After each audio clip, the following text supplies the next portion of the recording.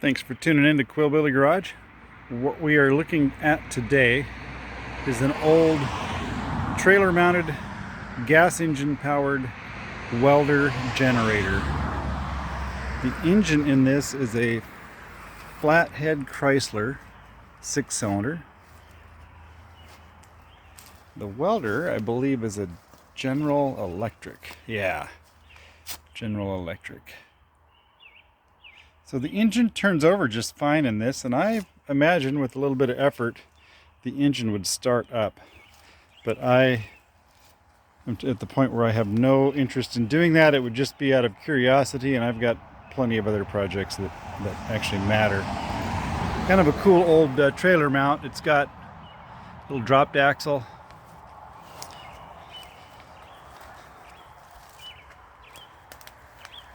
The project with this today, I want to get rid of it. I've tried to sell it really cheap. Nobody showed any interest. I'd kind of like to have the trailer that it's mounted to for toting whatever heavy things around the yard. And so what we're going to do today is see if we can, by ourselves mostly, remove the welder portion of it, everything housed in the green framework, and put it in a scrap metal dumpster. And so it's mounted, it's got 2 bolts at each corner, and if those bolts were undone, the thing would just drop down. So I'm gonna do some figuring and see if we can get this in the scrap metal trailer.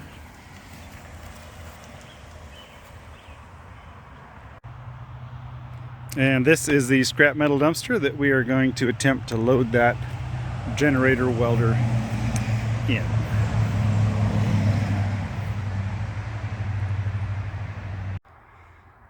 Got it hooked up to the old square body Suburban with one of the goofiest ball mounts, but I thought it might be nice. Yeah, I picked that up at a garage sale, and I thought it might be nice sometimes when I need a little extra length back to a short trailer. First time I've ever used it. So it's also got one of those old hitches that probably used to have some sort of handle to tighten, but for this, we're just tightening it with a wrench and hoping for the best. I'm not going down the highway with this thing, so we should be okay. The way this welding trailer is balanced, doesn't have much tongue weight. You could pretty much lift up on the tongue and tip the thing back to where it's sitting on the back of the frame. So I'll finish tightening that up, and we'll get it backed up part way into the dumpster. I've got it backed up to the dumpster.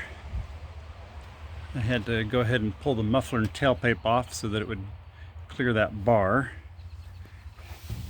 And then in here, there was already an old, I'd already thrown away this old aluminum floor jack that doesn't work anymore. So I'm going to use that as a dolly for when we winch this back into the dumpster. These bolts on the side, once I take those out, the back will want to drop down. There's no part of the frame structure other than the axle down there that would stop the welder unit from dropping down. So that's partly why I have that jack there to hold the back of it up. When it comes time to take the front bolts out, I'll have to figure out something to support that. Maybe just another floor jack so that the bolts don't get pinched in place.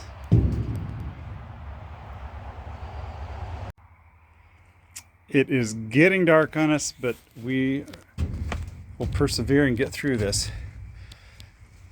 Sorry for the poor lighting, but as you can see, I got the bolts out. That's where they used to go in. You can see, just like I said, the welder unit dropped down. And I have a come along hooked to that hook at the bottom of the welder,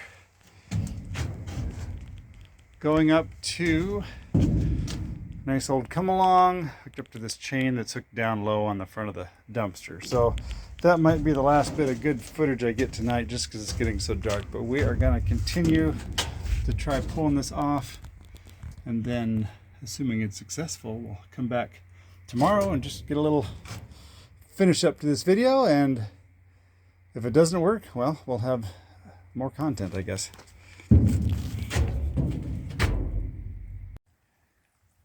It got pretty dark on me last night before completing the task, but it was a success. Got it removed from the trailer with the help of a headlamp, and one of my sons pulled his car up with the headlights on, and we were able to see enough for me to get it pulled up in here.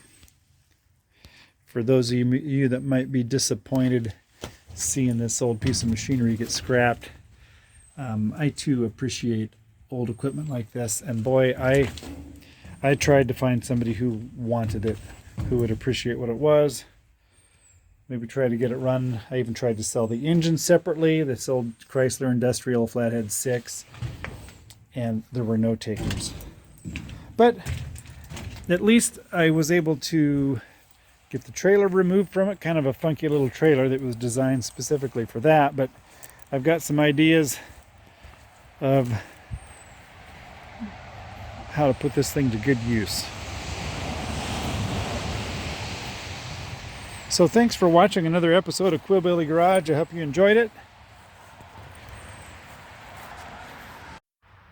And if you haven't already, please consider subscribing to my channel and clicking the like button on my videos. Till next time, thanks for watching.